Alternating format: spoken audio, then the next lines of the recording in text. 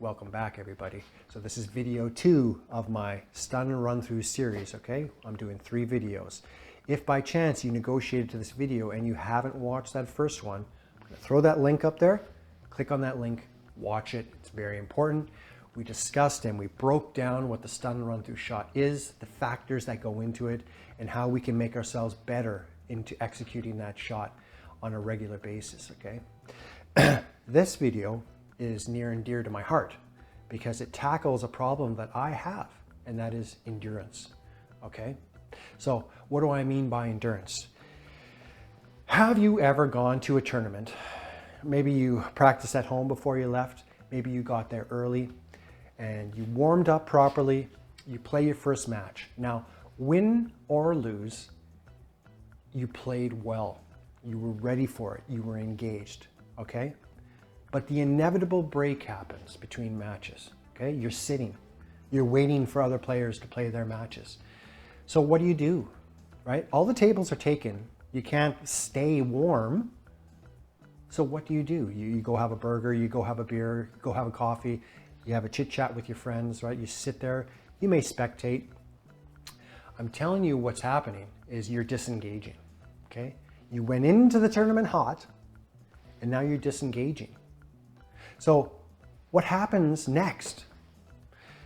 You get called to go to the table and then you play your next match and you expect your mind and your body to be just as much on fire as they were in the first match. Well, I'm telling you, for most of us, it's not going to be. For me, it's not going to be. I need an exercise that's going to snap me back in. Why not the stun run through? Let's talk about it.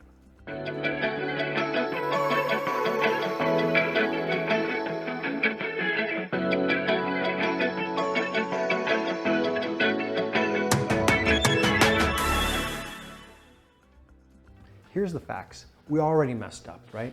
We're still probably eating our burger when we get called, right? We could have been sitting for 1-2 hours, who knows? But we got called up for a second match and we were disengaged. How can the stun run through shot get us re-engaged?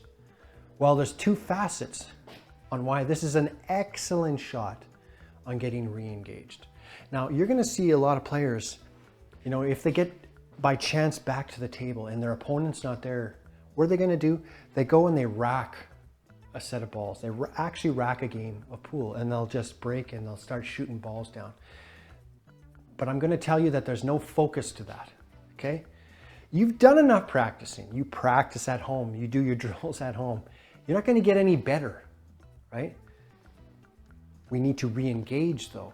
So is playing a rack of balls going to re-engage you? I'm going to say no.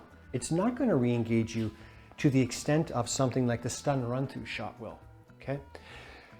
To do this shot, we need to stroke it, okay? So what are we doing physically when we're stroking the shot? We're bending over. We're getting that elbow going, right? So we are stroking the balls. So what I'm suggesting to you is do the stun run through shot. It's very quick. Grab some balls, go to one end of the table, put a ball in the center of the table, go to the head string, make it straight and shoot the shot. Try to make it slide, contact, run through. The stun run through, okay? That's getting everything going. We have to stroke it, okay? Now, that's the physical. What about the mental? Okay, let's go back to our triangle. The triangle, we talk about 3 aspects. How hard do we hit it? Where do we hit it? And the distance between the 2 balls. If we take those things into account, what are we doing to our mind? Okay, now this is the mental side. We get those gears going, right? Before, we were talking about what we did on the weekend and how good the burger was, or this is great coffee, or this is a tasty beer. Now we're getting back to the table and we've got those gears going. And remember that triangle, they work all in conjunction. I've said in other videos that the subconscious is more powerful than we can know, right? Very, very powerful, okay? It overrides our conscious muscle memory, okay? So when we go to the table, let's just start shooting that shot, okay? Let's start shooting it. What's happening in our mind is the wheels are turning, okay? Once we're happy with this one, let's move it down a bit. Well, now our triangle changed, our distance changed, okay? We have to adjust. Where are we gonna hit on our cue ball? Are we gonna hit it harder? Our weight has to change, or does it? Maybe we can adjust the juice on the cue ball, right? These things all work together. So what I'm suggesting to you is now you're engaged, okay? A lot of times you get to the table, do yourself a favor, right? Go to the tournament director and say to him or her, you know, when am I up again? A lot of times they'll know. They'll say, yeah, you'll get on this table. Should be open in 5 minutes. Go there, spectate, see how the table plays, you know. Any advantage is a good advantage, right? But once the two players are done and they clear out, hit the table. Your opponent won't even be there yet, right? Hit the table. Very quick to grab the balls and start shooting this drill, okay? Start on the center, shoot the cue ball. Once you're happy, move it down. Adjust the triangle, okay? You will find that you are more engaged. You've warmed up your arm, you've warmed up your stroke, and you've warmed up your mind, okay? You had a break between matches. And this is what I'm starting to do, and I'm finding that it's paying dividends, all right? Re-engage, okay? We don't talk about it enough.